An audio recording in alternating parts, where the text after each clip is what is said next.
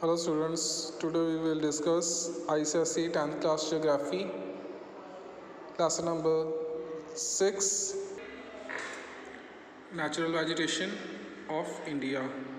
First of all, natural vegetation क्या होती है? तो नेचुरल वेजिटेशन का मतलब होता है प्राकृतिक वनस्पति। नेचुरल मीन्स प्राकृतिक, जो कुदरत की तरफ से होती है, प्रकृति की तरफ से। और वेजिटेशन जो वनस्पति होती है, तो वनस्पति में क्या होता है? वनस्पति में वो सभी पेड़ पौधे, घास आती हैं जो कि बिना किसी ह्यूमन एड के ऑटोमेटिकली जनरेट होते हैं। तो ये सभी जो है पेड़ पौधे, ग्रास, तो ये जितनी भी ग्रीनरी है ये सभी नेचुरल वेजिटेशन कहलाती है। तो natural vegetation means growth of plant without human aid. तो नेचुरल वेजिटेशन का मतलब होता है कि प्लांट्स की ग्रोथ जो कि बगैर किसी ह्यूमन एड के, यानी कि बिना किसी मनुष्य की सहायता के ऑटोमेटिकली पेड़ पौधों का बढ़ना। तो वो सभी जो ऐसे पेड़ पौधे होते हैं जो बिना ह्यूमन एड के, बिना किसी मनुष्य की सहायता से बढ़ते हैं, ग्रोथ करते हैं, तो वो सभी मिलकर नेचुरल वेजिटेशन का निर्माण करते हैं। It is a various type of plant that grow in a particular area. तो ये बहुत सारी किस्मों के प्लांट्स होते हैं जो कि किसी पार्टिकुलर एरिया में ग्रोथ करते हैं and are closely associated with the climatic condition found in that region. और ये बहुत क्लोजली एसोसिएट होते हैं, रिलेटेड होते हैं उन क्लाइमेटिक कंडीशंस के जो कि उस पार्टिकुलर एरिया में पाई जाती हैं, जैसे कि टेम्परेचर हो गया या रेनफॉल होगी। तो इसका मतलब क्या हुआ? तो इसका मतलब ये होगा कि किसी भी पार्टिकुलर एरिया में जो टेम्परेचर और रेनफॉल होती है उसका बहुत इम्पैक्ट होता है वहाँ पर पाई जाने वाली वेजिटेशन के ऊपर।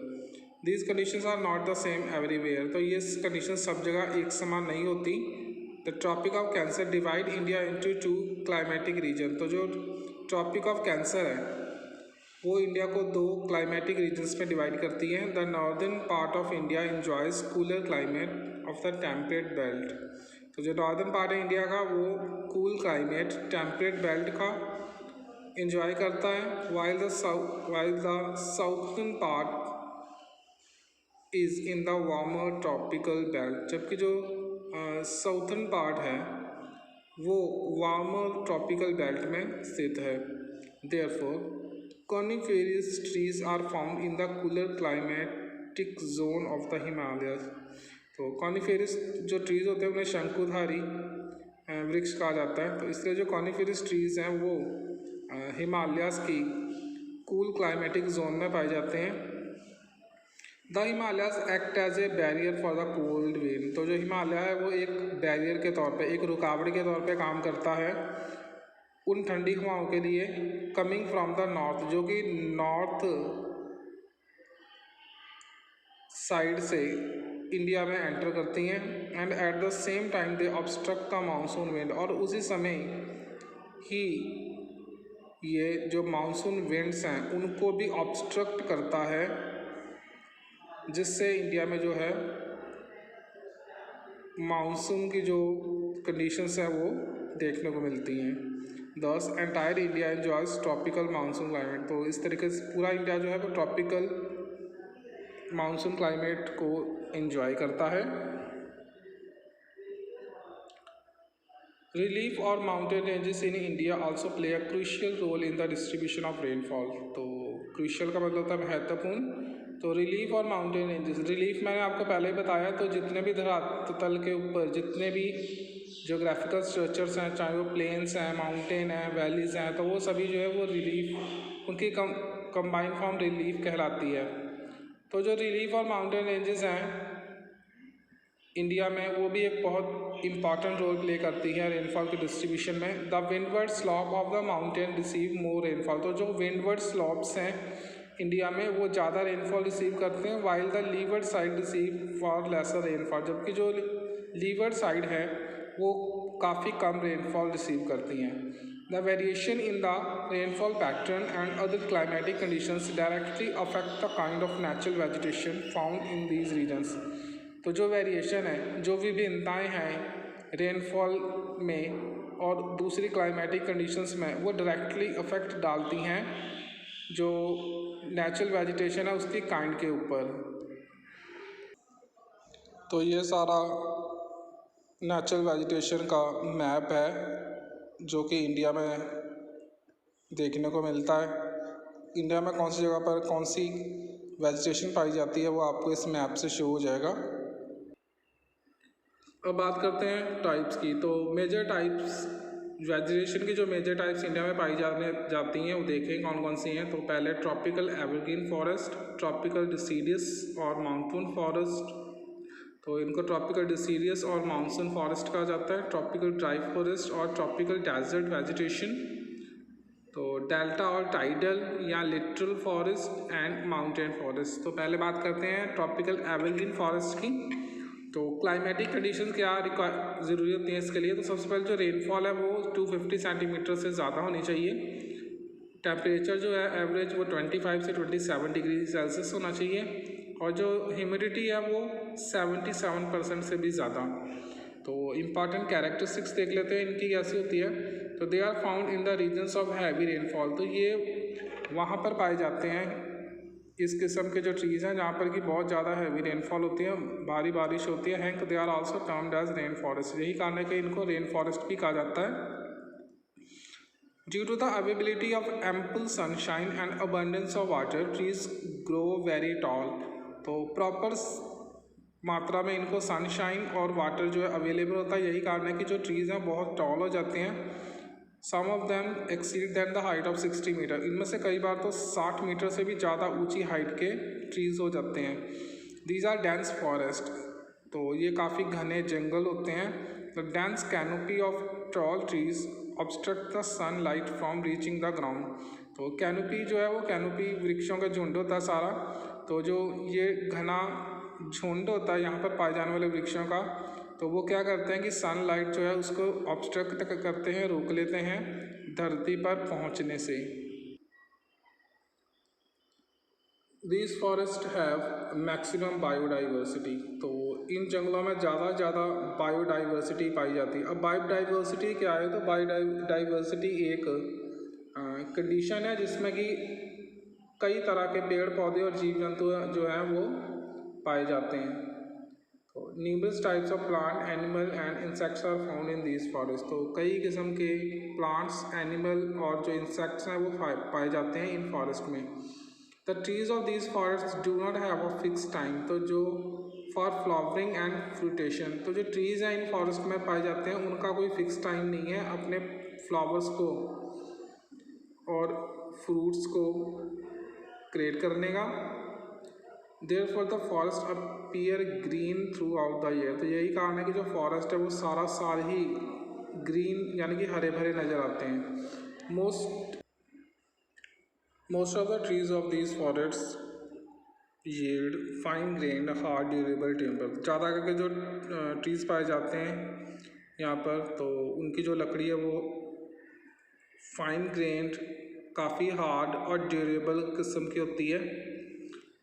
These forests are mainly found in the inhospitable rugged terrain, तो इनहॉस्पिटेबल का क्या मतलब होता है? तो इनहॉस्पिटेबल का मतलब होता है दुर्गम स्थान, मतलब कि ऐसे रेयर प्लेसेस जहाँ पर पहुँचना बहुत मुश्किल होता है। और रग्ड का मतलब होता है ऊबड़ खाबड़, ऊंचे नीचे। तो ये जो फॉरेस्ट हैं ज़्यादा करके काफ़ी दुर्गम और ऊंचे नीची तराई के इलाकों में पाए जाते हैं। As a result these forest are not much exploited for commercial purposes. अब एक्सप्लॉइट का मतलब होता है कि शोषण करना। शोषण कैसे? जैसे कि वृक्षों को हद से ज़्यादा काट लेना, तो वो उनका एक्सप्लॉइटेशन कहलाएगा। तो क्योंकि ये काफ़ी दुर्गम स्थानों पर इनहॉस्पिटेबल एरियाज़ में पाए जाते हैं, तो यही कारण है कि इनको ईजिली से कट करना जो है वो पॉसिबल नहीं हो पाता। सो इनका जो एक्सप्लॉइटेशन है वो नहीं हो पाता। Important species and their use, अब इनकी कुछ किस्में और उनके यूजेस देख लें। तो सबसे पहले रोजवुड है, It yields durable hardwood which is used for making furniture, decorative wood, carving, ornament, plywood, veneer, etc. तो रोजवुड जो है वो एक प्रमुख टाइप है ट्री की जो कि इन फॉरेस्ट में पाया जाता है। इसकी जो लकड़ी है काफ़ी हार्ड होती है, ड्यूरेबल होती है, काफ़ी चलती है और इसका यूज़ जो है फर्नीचर बनाने के लिए, डेकोरेटिव वुड कार्विंग। तो कार्विंग क्या होता है? तो कार्विंग नक्काशी होती है, लकड़ी के ऊपर जो है वो नक्काशी की जाती है, उसको कुरेद कर उसको कार्विंग कहा जाता है। तो डेकोरेटिव वुड कार्विंग के लिए, ऑर्नामेंट्स, प्लाईबोर्ड और विनीर पॉलिश के लिए जो है वो इसका यूज़ किया जाता है। तो नेक्स्ट टाइप है ebony. It yields black and heavy would use for decorative carving. तो इसकी भी जो लकड़ी है वो ब्लैक और काफ़ी हैवी होती है, जिसका डेकोरेटिव कार्विंग के लिए यूज़ होता है। अभी मैंने आपको कार्विंग का मतलब बताया था। इसके अलावा मेकिंग म्यूज़िकल इंस्ट्रूमेंट, जितने भी म्यूज़िकल इंस्ट्रूमेंट हैं जैसे कि सितार है या गिटार है, तो उसके लिए स्पोर्ट्स गुड्स, स्पोर्ट्स का सामान बनाने के लिए, खेलों का सामान, और कैस्केट्स होते हैं ताबूत, तो उनको बनाने के लिए भी इसकी लकड़ी का यूज़ किया जाता है। चपलास, तो it yields durable hardwood use for making furniture and ship building. तो इसकी जो लकड़ी है वो भी काफ़ी हार्ड होती है और फर्नीचर और शिप बनाने के लिए यूज़ की जाती है। सिसु, तो this is hard, heavy, elastic and durable would. तो ये काफ़ी हार्ड, हैवी और इलास्टिक होती है, लचकदार, इसमें फ्लेक्सिबल जो है, और ड्यूरेबल वुड होती है इसकी। It is mainly use for making durable furniture, agriculture implements, bullock cart, musical instrument. तो इसका यूज़ जो है वो ज़्यादा करके फर्नीचर बनाने के लिए, एग्रीकल्चर इम्प्लीमेंट्स बनाने के लिए, सो एग्रीकल्चर के जो सामान होते हैं उनके लिए, बुलॉक कार्ट्स, तो बैल के ऊपर जो बैल की जो कार्ट होती है उसके लिए, बैलगाड़ी के लिए, और म्यूजिकल इंस्ट्रूमेंट्स बनाने के लिए भी इसका यूज़ जो है वो किया जाता है। तो telsur, it is use for making mast, boat, cart, blanket of barges etcetera. तो टेल्सर की लकड़ी का यूज़ जो है वो मस्ट बनाने के लिए, बोट बनाने के लिए, कार्ट्स बनाने के लिए, प्लैंकिंग ऑफ ब्रिजेस। तो प्लैंकिंग क्या होता है? तो तख्ते होते हैं ब्रिज के ऊपर, लकड़ी के जो ब्रिज बनाए जाते हैं उनके ऊपर जो फट्टे बिछाए जाते हैं उनको प्लैंकिंग कहा जाता है। तो वो लकड़ी के ब्रिजेस के तख्ते बनाने के लिए इनका यूज़ होता है। Gurjan, it's timber used in construction work, panelling, flooring, wagon construction, tea boxes etcetera. तो इसकी जो लकड़ी है उसका यूज़ किया जाता है पैनल बनाने के लिए। पैनल क्या होता है? तो चौखट जो होती है उसको पैनल कहा जाता है। फ्लोरिंग, फर्श बनाने के लिए भी, वैगन कंस्ट्रक्शन, तो पहिए बनाने के लिए भी, और टी बॉक्सेस बनाने के लिए इसका यूज़ होता है। Toon, it is use for making toy and tea boxes. तो इसका यूज़ जो है वो टॉयज़ और टी बॉक्सेस बनाने के लिए होता है। Due to dense growth of these forest and various type of vegetation including tangled mass of fern, creeper, climber, bamboos, it is difficult to exploit these forest। तो क्योंकि जंगल का काफ़ी घना होता है जहाँ पर ये वृक्ष पाए जाते हैं, और अलग अलग किस्म की वेजिटेशन पाई जाती है, जिनमें कि टैंगल्ड मास ऑफ फर्न, तो टैंगल्ड होते हैं आपस में उलझे हुए, फंसे हुए, तो ऐसी फर्न्स, क्रीपर्स, क्लाइंबर्स, बाम्बूस वगैरह जो हैं वो पाए जाते हैं इन जंगलों में, और इनको जो काफ़ी डिफ़िकल्ट होता है काटना, एक्सप्लॉइट करना। अब डिस्ट्रीब्यूशन देख लें। डिस्ट्रीब्यूशन हम देखेंगे कि कहाँ पर ये पाए जाते हैं। तो western slopes of western Ghat, Assam, Meghalaya, Nagaland, Manipur, Mizoram, Lakshadweep island, Tripura, west Bengal, Andaman Nicobar island जो है, जहाँ पर कि बहुत ज़्यादा हैवी रेनफॉल होती है, तो वहाँ पर जो है ये मेनली पाए जाते हैं। The next topic is tropical deciduous or monsoon forest. So climatic condition, सबसे पहले बात करते हैं क्लाइमेटिक कंडीशन की, क्या चाहिए होती है इनको।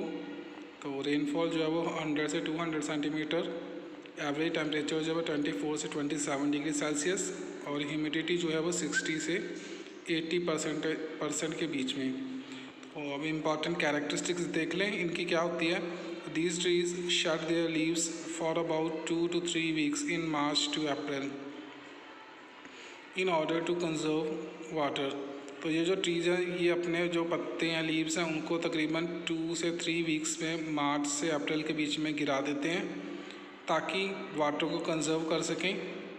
These trees are economically very important as they yield valuable timber and many other forest product. तो ये जो ट्रीज़ हैं इकोनॉमिकली अगर बात करें तो बहुत ज़्यादा इंपॉर्टेंट होते हैं क्योंकि इनकी जो टिम्बर है इनकी जो लकड़ी है बहुत ज़्यादा वैल्यूएबल होती है, मूल्यवान होती है और साथ में कई सारे फॉरेस्ट प्रोडक्ट भी जो है वो इन फॉरेस्ट से हमें मिलते हैं. So they occupy larger area in the country than the evergreen forest. तो अगर इंडिया की बात करें तो इंडिया में एवरग्रीन फॉरेस्ट से ज़्यादा ये जो फॉरेस्ट हैं ट्रॉपिकल डिसीडियस ये पाए जाते हैं. अब बात करते हैं इनके डिस्ट्रीब्यूशन की. तो they are the most wide spread forest of India. तो इंडिया में बहुत ज़्यादा वाइड स्प्रेडेड फैले हुए हैं और they are found along the eastern slopes of western Ghat.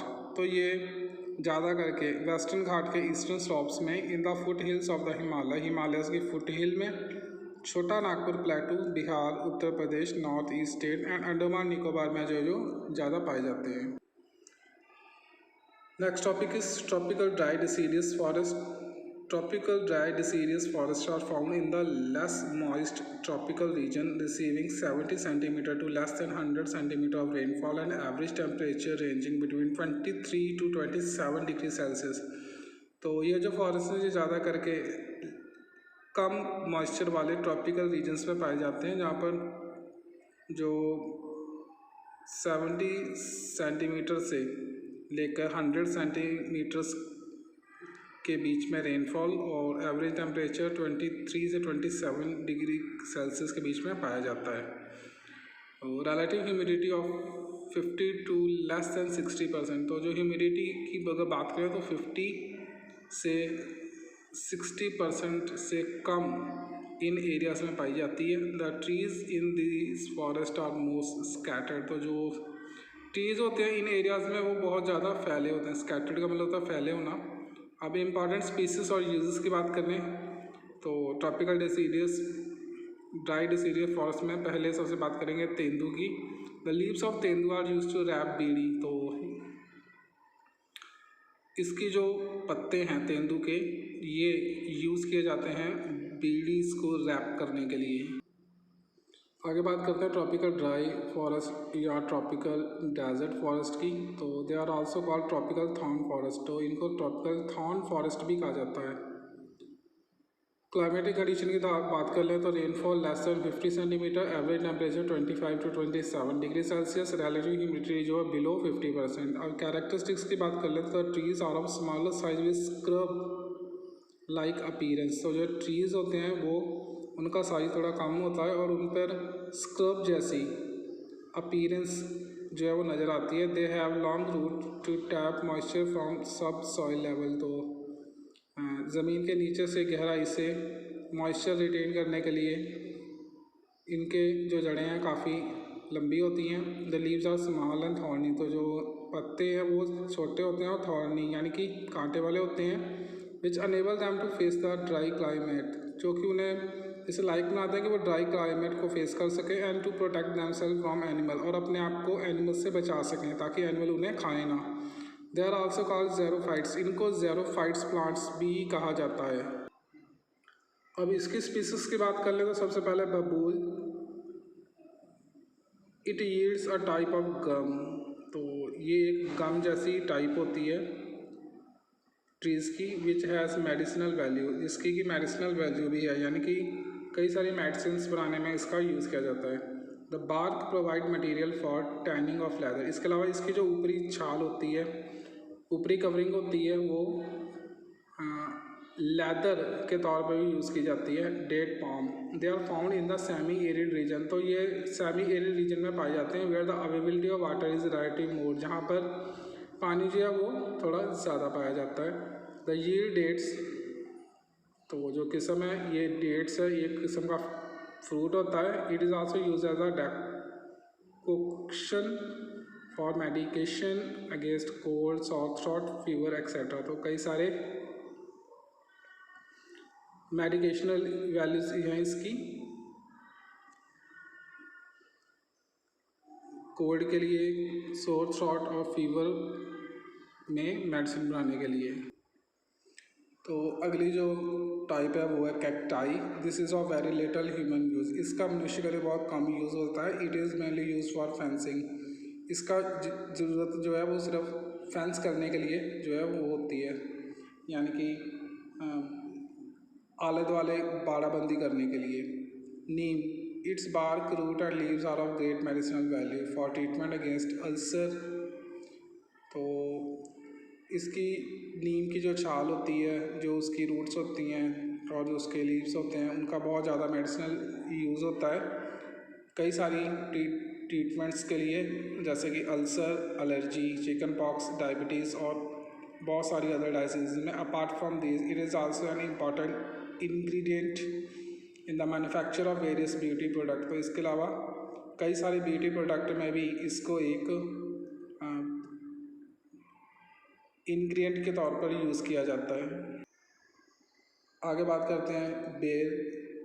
It's fruit are eaten raw and made into pickle. तो इसका जो फ्रूट है इसको कच्चा ही खा लिया जाता है और इसका पिकल यानी कि अचार भी बनाया जाता है। They are rich in vitamin C. Vitamin C बहुत होता है इसमें। Its also yield hardwood which is largely use to make agriculture implement. तो इसकी जो लकड़ी काफ़ी सख्त होती है, जिसका यूज़ एग्रीकल्चर के इम्प्लीमेंट्स बनाने के लिए किया जाता है। डिस्ट्रीब्यूशन की बात कर लें तो these forest are located in the central and eastern Rajasthan. तो अगर ये जो फॉरेस्ट हैं ये ज़्यादा करके सेंट्रल और eastern Rajasthan, Gujarat, west southern Punjab, Haryana, part of Madhya Pradesh, Telangana और Deccan plateau region of Karnataka के कुछ एरियाज में पाया जाता है। आगे बात करेंगे डेल्टा और टाइडल और लिटरल फॉरेस्ट की। तो क्लाइमेट की बात करें पहले, the climate condition are of little importance for these forest as they thrive in the marshy land all along the coastal areas at the mouth of rivers where the fresh water meets the saline sea water. तो जो climatic condition है उनकी जो importance है बहुत कम है इन forest के लिए, क्योंकि ये ज़्यादा करके मार्शी एरियाज में, दलदली एरियाज में पाए जाते हैं, कोस्टल एरियाज़ के आसपास, जहाँ पर कि रिवर्स और जहाँ पर रिवर्स का फ्रेश वाटर और समुंदर का जो स्लाइन वाटर है वो आपस में मिलते हैं। तो ऐसी जगहों पर ये जो फॉरेस्ट है ये पाए जाते हैं। कैरेक्टरिस्टिक्स की बात कर लें तो trunk of this trees is supported by a number of stilt like root which are submerged during high tide. तो जो इनकी ट्रंक होती है इन ट्रीज़ की वो बहुत सारी स्टिल्ट जैसी शेप की रूट्स की जो है वो बनी होती है, जो कि टाइड के समय जो है वो पानी में डूब जाती हैं। They are dense evergreen forest. तो ये काफ़ी घने एवरग्रीन फॉरेस्ट हैं। Unlike other trees they thrive in saline water condition. तो ये दूसरे ट्रीज़ की तरह नहीं होते, क्योंकि ये सलाइन वाटर यानी कि खारे पानी में भी अपने आप को मेंटेन रखते हैं। अब इसके स्पीसीज की बात कर लें तो सबसे पहले सुंदरी। It yield hardwood. इसकी लकड़ी काफ़ी सख्त होती है। Widely use for boat making. Boat making के लिए इसका बहुत ज़्यादा यूज़ होता है। अदर इम्पॉर्टेंट स्पीसीज में amur, keora, screw, pine, rhizophora, bhara, agar जो है वो फेमस है। They are largely use as domestic fuel. तो डोमेस्टिक फ्यूल ईंधन के तौर पर इनका ज़्यादा यूज़ होता है। अब इनको डिस्ट्रीब्यूशन की बात कर लें तो sundari trees are largely found in the Sundarban region. तो सुंदरबन रीजन में ज़्यादा ये सुंदरी ट्रीज पाए जाते हैं। Other important regions of littoral are the deltas of Mahanadi, Godavari, Krishna, Kaveri along the coastal regions of Andaman and Nicobar island. इसके अलावा कुछ दूसरे क्षेत्रों में भी लिटरल फॉरेस्ट ट्रीज पाए जाते हैं, जैसे कि महानदी, गोदावरी, कृष्णा, कावेरी के डेल्टा एरियाज़ में, और इसके साथ भी कोस्टल एरियाज ऑफ अंडमान और निकोबार आइलैंड के। They are also found in the smaller acreages in the tidal creek, mud flat and salt marshes along the western coast. तो एक्रेजेस जो है वो एकड़ को कहा जाता है। तो कुछ मात्रा में इनका जो एरिया है वो टाइडल, जहाँ पर टाइडल क्रीक्स पाए जाते हैं या मड फ्लैट्स पाए जाते हैं या साल्ट मार्शेस एरिया पाए जाते हैं वेस्टर्न कोस्टल एरियाज़ के आसपास, तो वहाँ पर भी ये देखने को मिलते हैं। क्रीक जो है वो बहुत नैरो कोस्टल जो है बे होती है, इसको हम संकरी समुद्री खाड़ी भी बोलते हैं हिंदी में। तो इन एरियाज़ में भी ये कुछ हद तक पाई जाती है।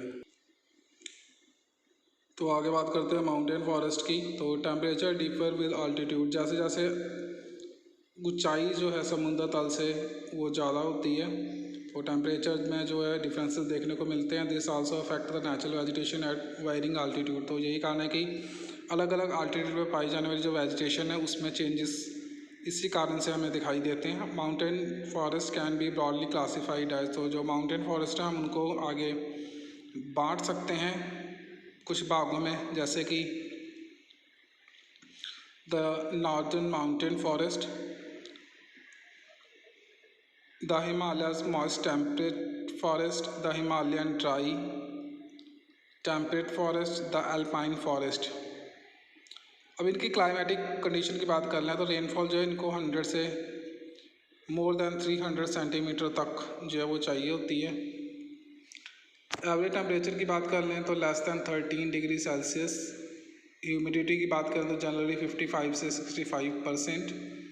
अभी इंपॉर्टेंट कैरेक्टरिस्टिक्स की बात कर लें तो various mixed species of coniferous and deciduous trees are found at the varying height and rainfall region. तो अलग अलग किस्मों के मिक्स टाइप के कॉनिफेरियस और डिसीडियस ट्रीज जो हैं वो पाए जाते हैं अलग अलग हाइट पर रेनफॉल के अकॉर्डिंग। इंपॉर्टेंट स्पीसीज और यूजेस की बात कर लें तो इनमें oak, spruce, fir, yew, deodar, birch, juniper, chestnut, wattle, cedar, maple, pine, cinchona, deodar जो है वो मेनली टाइप्स हैं ट्रीज़ की इस किस्म के फॉरेस्ट की। Most of them yield durable hardwood, ज़्यादा करके जो है इनकी जो लकड़ी है वो बहुत ड्यूरेबल होती है इन ट्रीज़ की। डिस्ट्रीब्यूशन की बात कर लें तो they are found at the varying altitude from Kashmir to Arunachal Pradesh. तो कश्मीर से लेकर अरुणाचल प्रदेश की अलग अलग ऊंचाई वाले एरियाज़ में ये जो है वो पाए जाते हैं। The southern mountain forest, there are no further classification in this category as the altitude of the southern mountain do not have much difference। तो और क्लासिफिकेशन जो है वो नहीं पाई जाती इस कैटेगरी में, क्योंकि जो अल्टीट्यूड है सर्थर्न माउंटेन्स का वो बहुत ज़्यादा डिफरेंस नहीं है उनमें। That there is a general uniformity in the climatic condition, और जो क्लाइमेटिक कंडीशन है उनमें जो यूनिफॉर्मिटी है वो भी आम है। क्लाइमेटिक कंडीशंस की बात करें तो रेनफॉल जो है वो मोर देन 150 सेंटीमीटर जो है वो इनको चाहिए होती है। एवरेज टेम्परेचर की बात कर लें तो 18 से 24 डिग्री सेल्सियस। ह्यूमिडिटी की बात कर लें तो 50 to 80%। स्पीसीज और यूजेस की बात कर लें तो magnolia, deodar, jamun, cinchona, wattle, plum, चीज, स्प्रूस, बर्च, वॉलनट, साइप्रस जो है मेन्स टाइप है इन फॉरेस्ट के ट्रीज़ की। By and large they to yield hardwood which is largely use for making furniture. इनकी लकड़ी काफ़ी सख्त होती है तो फर्नीचर बनाने काम आती है। Blue pine it's yield resin and turpentine. तो ब्लू पाइन एक और किस्म है जिसका रेजिन और टर्पेंटाइन बनाने के लिए यूज़ होता है, वो प्राप्त होता है हमें इनसे। वॉलनट एक और टाइप है। Timber is mainly use for making musical instrument. तो म्यूजिकल इंस्ट्रूमेंट बनाने के लिए वॉलनट की लकड़ी का यूज़ किया जाता है। अब डिस्ट्रीब्यूशन की बात कर लें तो important species of the southern mountain forest are found in the Vindhyas. तो इसकी जो प्रमुख मेन जो टाइप्स हैं ट्रीज़ की वो ज़्यादा करके विंध्यास, नीलगिरी, वेस्टर्न घाट, अनामलाई हिल्स और कैल्डामॉम हिल्स में जो है वो ज़्यादा इस किस्म के वो फॉरेस्ट पाए जाते हैं। तो आगे बात करते हैं correlation of forest with environment. Correlation का मतलब होता है आपसी संबंध। फॉरेस्ट का, जंगलों का, इन्वायरमेंट का मतलब होता है पर्यावरण। तो पर्यावरण के साथ जंगलों का आपस में क्या रिलेशन है, क्या संबंध है, वो हम इसमें देखेंगे। तो forest play a vital role in protecting the environment in the following ways. तो फॉरेस्ट बहुत इंपॉर्टेंट रोल प्ले करते हैं इन्वायरमेंट को बचाने में, प्रोटेक्ट करने में इस तरीक़ों से। सबसे पहले number 1, forest moderate climate of the region. तो इसका मतलब है कि जो फॉरेस्ट होते हैं वो क्या करते हैं कि उस एरिया का जो क्लाइमेट है उसको मॉडरेट बनाते हैं। तो मॉडरेट का मतलब आप लोग जानते हैं पहले से ही। तो forest moderate the climate of the region by affecting the temperature, humidity and precipitation in the region. तो फॉरेस्ट जो है वो उस एरिया का जो क्लाइमेट होता है उसको मॉडरेट बनाते हैं, इस लायक बनाते हैं कि लोग उसको, वो ह्यूमन बींग्स को फेवर करें। तो इसमें वो क्या करते हैं, टेम्परेचर, ह्यूमिडिटी और प्रेसिपिटेशन के ऊपर अफेक्ट डालते हैं। Forest purify the air around us. तो forest purify the air around them by absorbing the atmospheric carbon dioxide, thus they minimise the atmospheric pollution. तो फॉरेस्ट क्या करते हैं, एयर को प्योरीफाई करते हैं, साफ़ करते हैं। हमारे आसपास की जो एयर है उसको फॉरेस्ट, उसमें जो कार्बन डाइऑक्साइड के जो तत्व होते हैं उनको अब्जॉर्व कर लेते हैं और एयर को प्यूरीफाई करते हैं।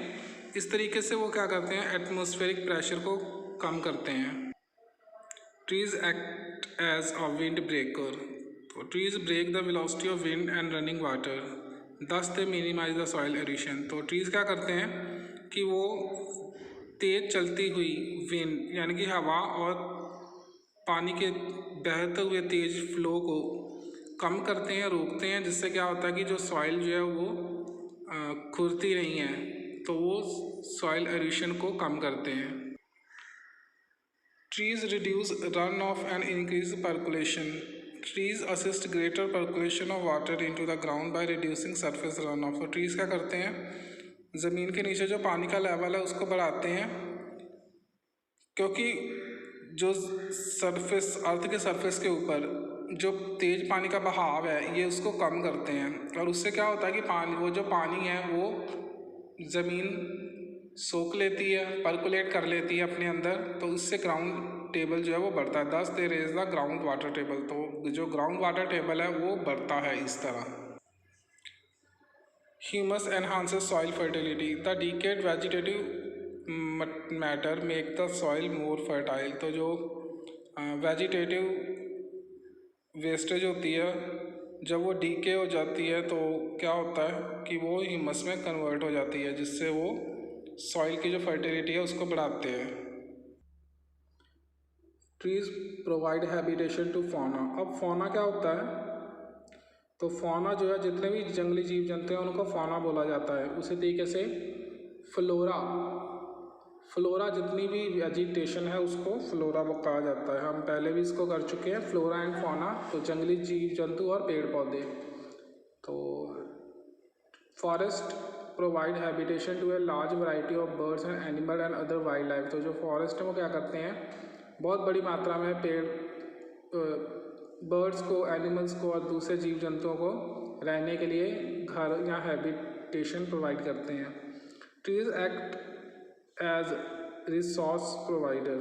They also provide us with timber, gum, honey and other associated forest product। तो इसके अलावा भी बहुत सारे प्रोडक्ट जो हैं वो हमको ट्रीज प्रोवाइड करते हैं, जैसे कि टिम्बर यानी कि लकड़ी, गम, हनी और दूसरे forest product. Ideally 1/3 of a country must be under forest cover. तो अगर हम लॉजिकली आइडियली देखें तो 1/3 जो कोई भी कंट्री है उसका जो पार्ट है वो फॉरेस्ट के अंडर होना चाहिए। मतलब हर कंट्री में 1/3 पार्ट जो है वहाँ पर फॉरेस्ट अवेलेबल होने चाहिए। However due to constant deforestation India's total forest cover today is about 24%।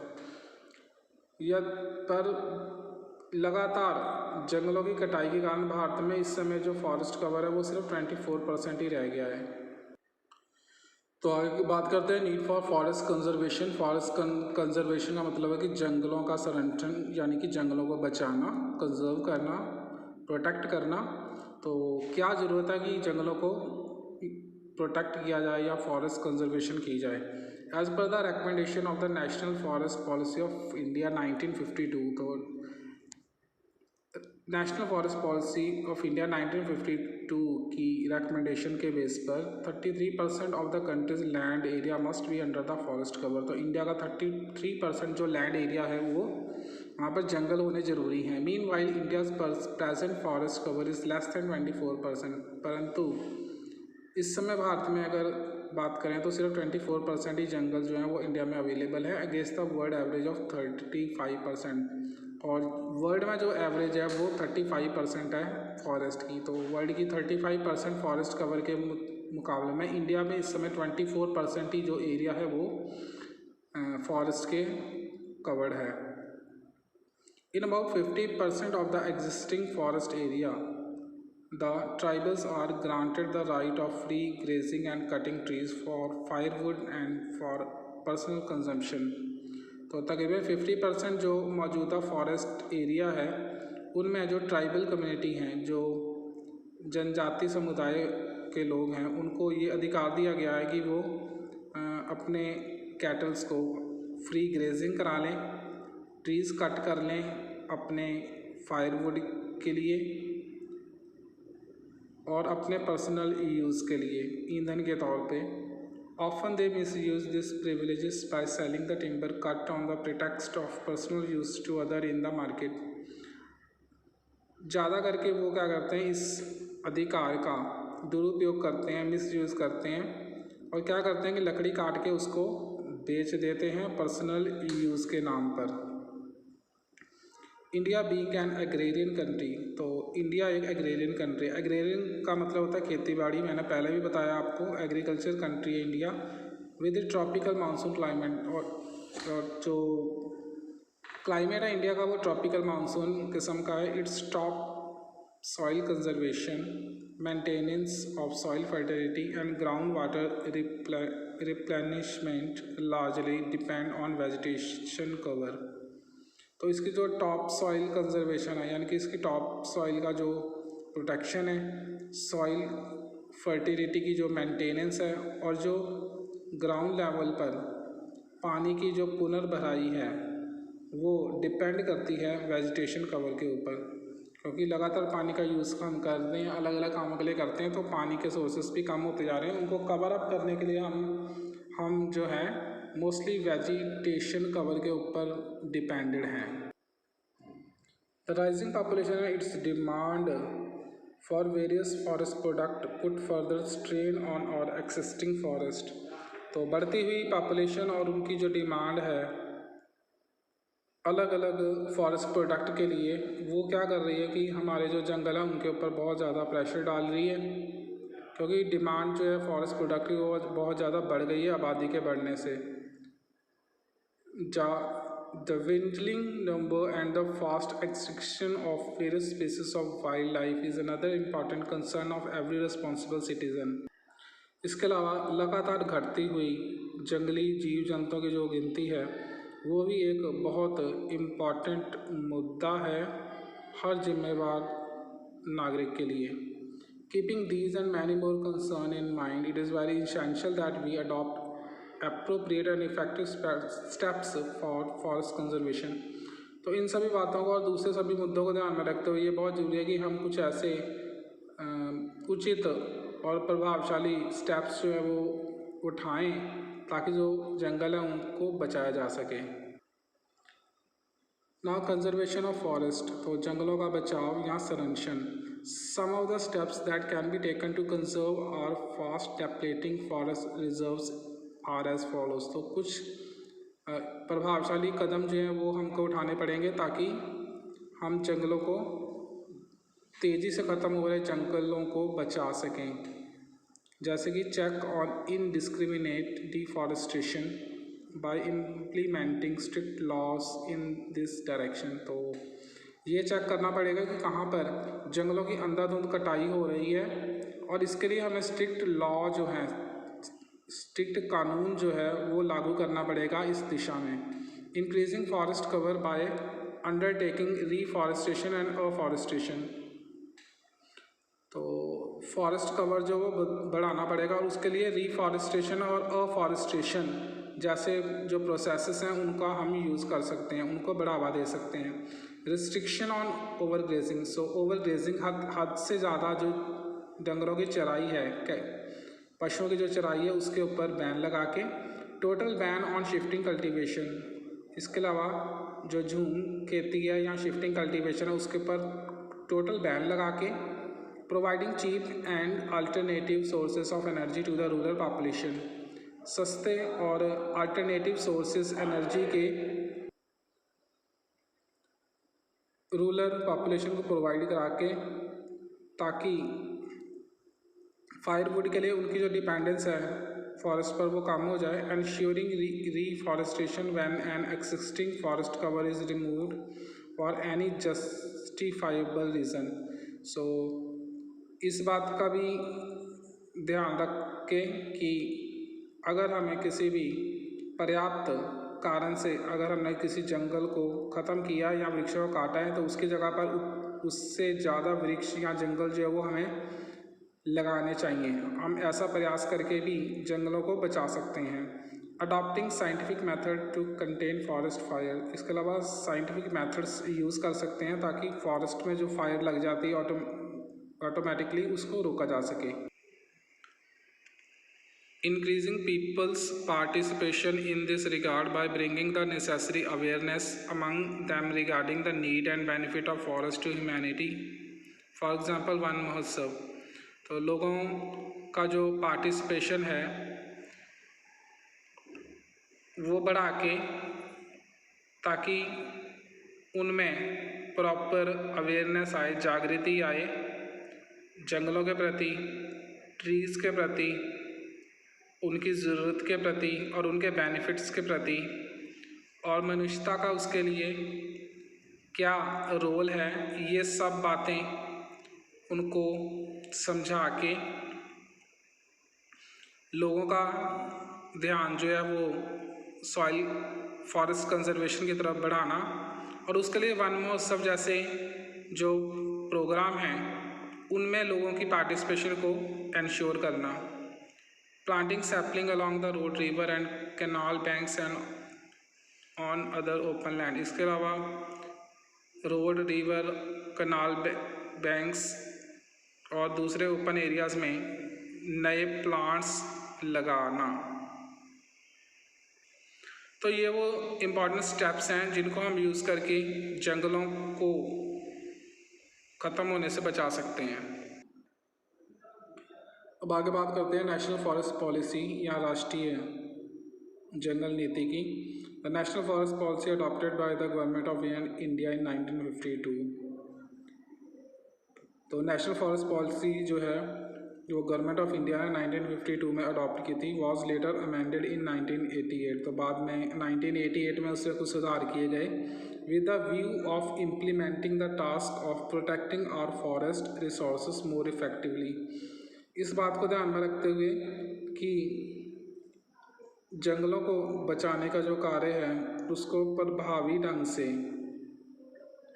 कैसे लागू किया जा सकता है। दिस पॉलिसी एम्फेसाइजेस ऑन, ये जो पॉलिसी है ये जोर देती है इन बातों पर। Preserving of environment and ecological stability by various means, तो जो इन्वायरमेंट और इकोलॉजिकल स्टेबिलिटी है उसको कैसे प्रिजर्व करना है, बचाना है अलग अलग तरीक़ों के द्वारा, जैसे कि अफॉरेस्टेशन, रिफॉरेस्टेशन और अफॉरेस्टेशन स्कीम्स के द्वारा। Conservation of forest with vast varieties of flora and fauna by notifying them as our national heritage. तो conservation of forest with vast varieties of flora and fauna by notifying them as our national heritage. तो जंगलों को बचाना और उसमें की जो varieties हैं फ्लोरा और फौना की उनको भी नोटिफाई करना अपनी नेशनल हेरिटेज के तौर पर।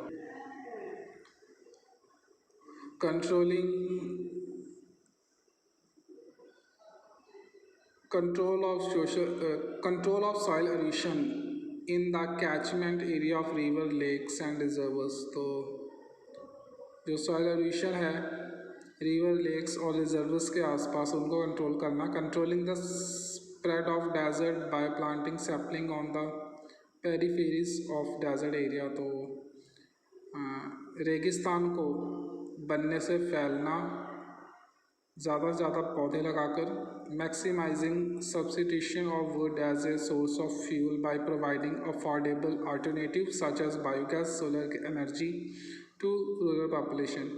इसके अलावा वुड का जो सब्स्टिट्यूट है ज़्यादा मात्रा में वो प्रोवाइड करना फ्यूल के तौर पर,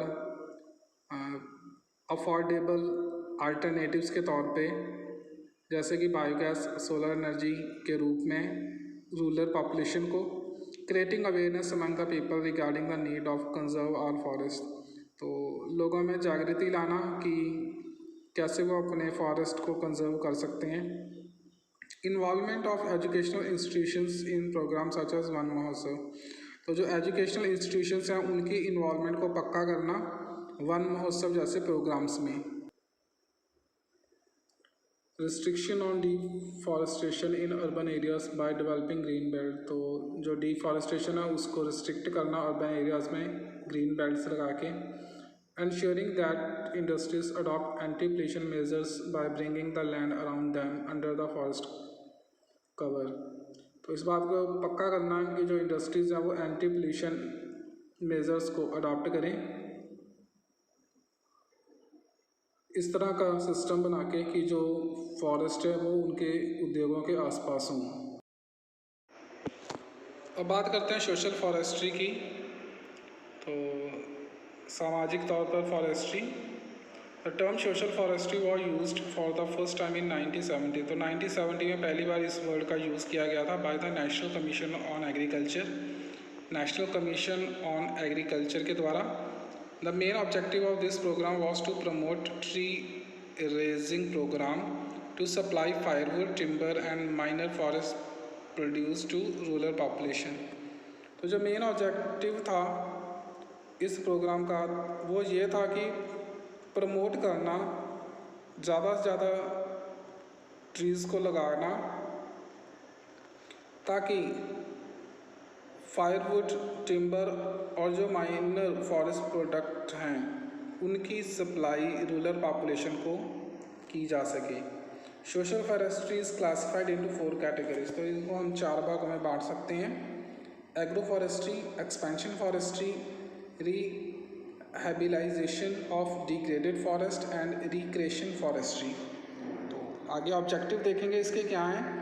ensuring effective conservation of soil and water resources. तो प्रभावी ढंग से सॉइल और वाटर रिसोर्सेज को कंजर्व करने का program. Protecting and improving the natural habitat of wildlife in the region. तो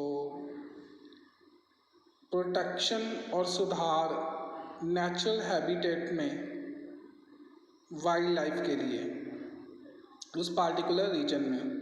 improving our environment and controlling the problem of climate change and global warming. इसके अलावा इन्वायरमेंट में improvement और climate change और global warming जैसी जो problem है उनको कंट्रोल में करना। Increasing the availability of all types of forest product in a scientific and sustainable manner. तो साइंटिफिक और सस्टेनेबल मैनर्स के द्वारा